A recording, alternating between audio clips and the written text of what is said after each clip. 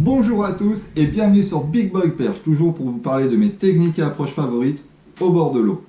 Alors aujourd'hui, je ne vais pas vous parler de technique ni d'approche, mais de matériel. Et ce matériel, c'est le nylon versus stress. Vous avez vu, il y a des moyens dans ma chaîne. J'ai investi. Voilà, nylon versus stress. Alors pour ceux qui connaissent un peu ma chaîne maintenant, ils ont dû comprendre mes préférences au niveau du nylon par rapport à la tresse. Alors, c'est pas vraiment un match tresse contre nylon, c'est juste pour montrer en fait que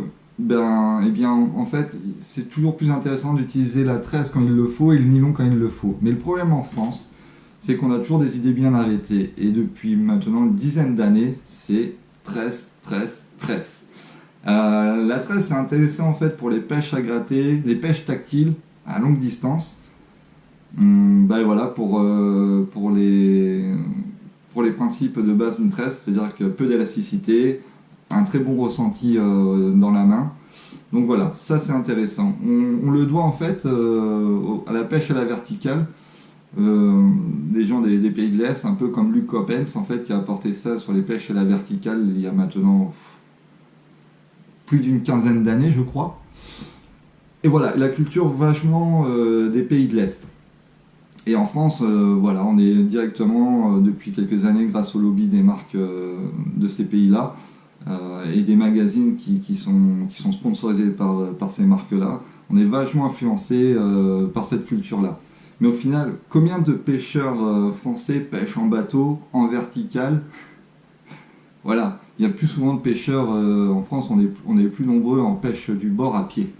Donc la tresse, c'est pas forcément, je trouve, ce qu'il y a le plus adapté. Et tout est une question d'influence. C'est-à-dire que les deux plus grandes nations en fait où la pêche au leurre est une religion, ça va être les États-Unis et le Japon. Pratiquement, eux, ils ne pêchent qu'au nylon ou que aux hybrides nylon fluorocarbone. Très rarement en tresse ou sur des pêches très très spécifiques.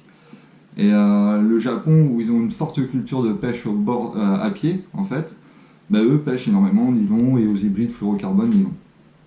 Donc voilà, c'est pour ça qu'au final, moi je vous conseille en fait sur internet, grâce à internet, à aller voir un peu plus les pêches américaines, les pêches nippones, même si quelquefois les recherches peuvent être un peu plus compliquées, pour voir autre chose. C'est super important de voir autre chose, parce qu'autrement, vous aurez que les lobbies de certaines marques qui vous présenteront leur savoir-faire, qui est très bien.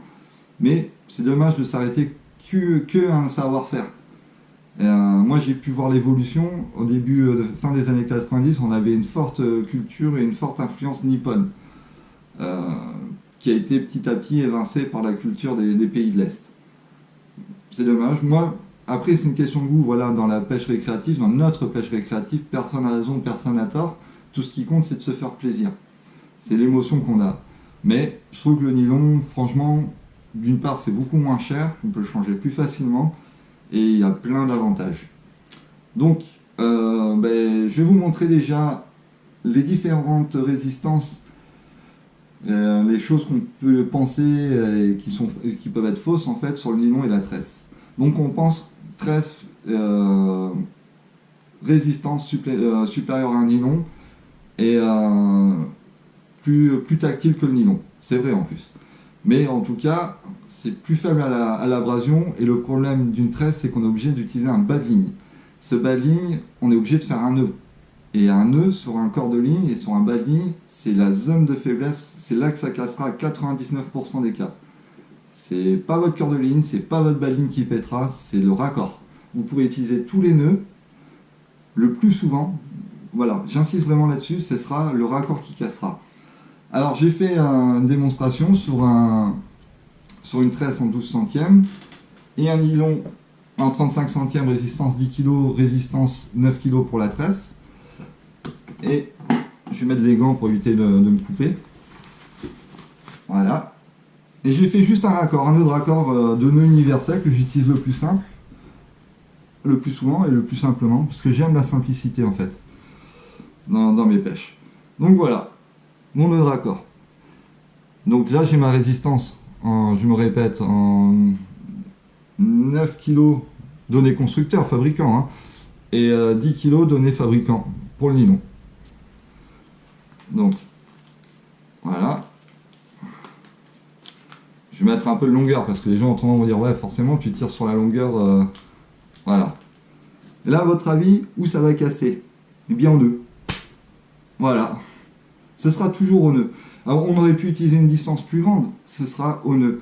Donc, vous voyez déjà, on utilise une tresse, mais la faiblesse, ce sera jamais au niveau de la tresse, ce sera au nœud. Donc, on peut avoir la tresse la plus résistante qu'on veut. Si on fait un ferrage de bourrin sur une courte distance, et que la canne est un peu trop raide, eh bien, on cassera. Alors, après, sur la résistance même d'une tresse, qui est, je répète, donnée à 9 kg. Donc, voilà, une tresse, tout ce qu'il y a de plus simple. Voilà, c'est une tresse, voilà, tout ce qui... Je regarde si elle n'a pas de pète. Donc, je la donne.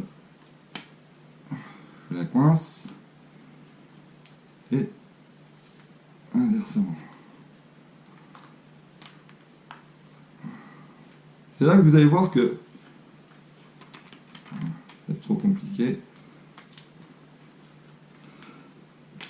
Eh bien, elle cassera aussi simple. Il suffit juste de faire une boucle. Vous savez, quand on garde une faible, quand on enlève la tension, juste le fait de faire une boucle comme celle-ci, à un moment ou à un autre, quand la ligne va s'étirer, on va créer un angle que la tresse ou n'importe quel corps de ligne ne va pas aimer. Et vous allez voir que ça casse. Voilà. Non, je croyais qu'elle avait glissé. Ça casse.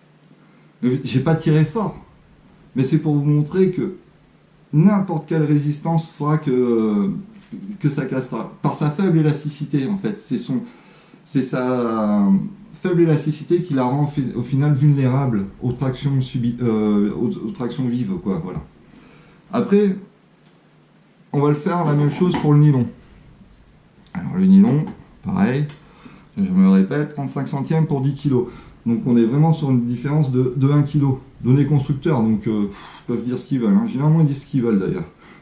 Ce qui les arrange. Alors, je mets toujours. Voilà. Voilà. Donc je refais encore une boucle. Juste, je crée une petite boucle comme ça. Voilà. Là j'ai tiré un peu plus fort.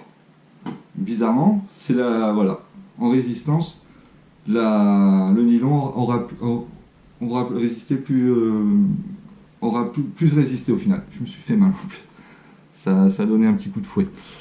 Donc voilà, c'était juste pour ces petites démonstrations parce que je pense que les gens ne s'en rendent pas compte. Mais c'est pas parce que voilà, votre vendeur ou le magazine ou le blog d'un collègue va dire ouais la tresse c'est plus résistant, etc. Faites vos propres essais, votre propre démonstration et vous verrez que 13 nylon, moi j'ai fait mon choix, c'est le nylon. Voilà, donc encore une fois, c'est pas pour faire la guerre à la tresse, c'est juste pour montrer autre chose. Voilà, montrer autre chose et surtout faites vos propres expériences. Et vous verrez en plus que pratiquement, après je vais pas parler des leurs qui viennent de Fox ou de Rage et des trucs comme ça, je les connais pas et je veux pas les connaître. Ou de Gunki, des trucs comme ça, mais autrement tout ce qui est leurre américain ou nippon, eux ils ont été fabriqués et conçus pour du nylon, jamais pour de la tresse.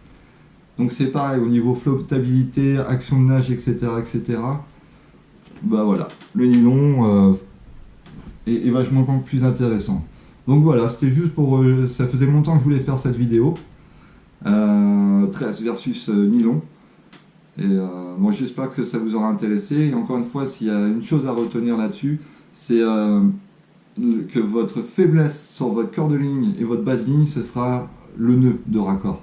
Et que sur une tresse, on est obligé de faire un nœud de raccord. Et en plus, en France, on est obligé généralement d'utiliser un bas de ligne en fluorocarbone parce qu'on a une population de brochets qui coupent facilement nos lignes. Donc, voilà.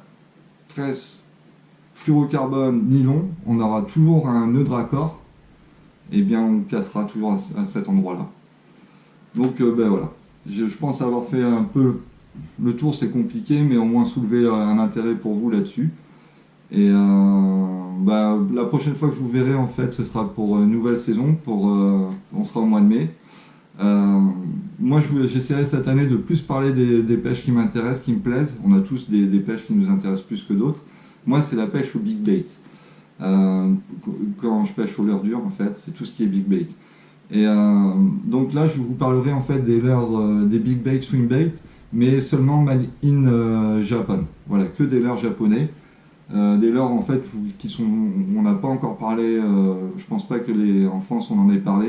Ça va être, je vous les présente un peu vite fait, du style le Balam 300, un leurre fait pour le black bass, qui fait 30 cm pour un poids de 170 grammes, de chez Madness. Après de chez Jack Albros, on a le Dot Swimmer 220 pour 220 mm, qui est déjà très grand au final, hein, mais à côté du Balam fait petit. Et montrer au final, j'espère pouvoir faire des vidéos intéressantes, parce qu'en France, encore une fois, on a la vision de big bait égale gros poisson égale forcément brochet. Et au big bait, eh bien, on peut faire plein d'autres poissons. À la base, le big bait a été inventé pour le black bass.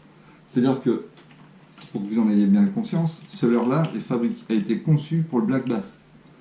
Black bass, en moyenne, c'est pour les plus gros, ça va être entre 50 et 60 cm. Après, au Japon et aux États-Unis, dans d'autres pays, on peut dépasser au-dessus. Mais même des black bass de 30 cm tapent dessus. Voilà, c'est pour vous montrer au final que voilà, le big bait n'est pas seulement fait pour les gros poissons et pour une pêche d'élitiste. Voilà, on va pas forcément, quand on sort du big bait, faire des gros poissons monstrueux. Moi, généralement, je fais des poissons moyens au big bait. Mais je m'amuse. Voilà, c'est une question, encore une fois, de plaisir dans notre pêche récréative. Donc, j'essaierai de plus vous parler voilà, de tout ça. Il y aura le Balam 300, le Dot Swimmer, le Garuda de chez Megabass, et plein d'autres encore, mais du leurre seulement japonais. Donc, je vous souhaite un bon visionnage pour cette vidéo. Et je vous dis merde pour cette ouverture qui arrive très très bientôt. Et je vous dis à plus tard.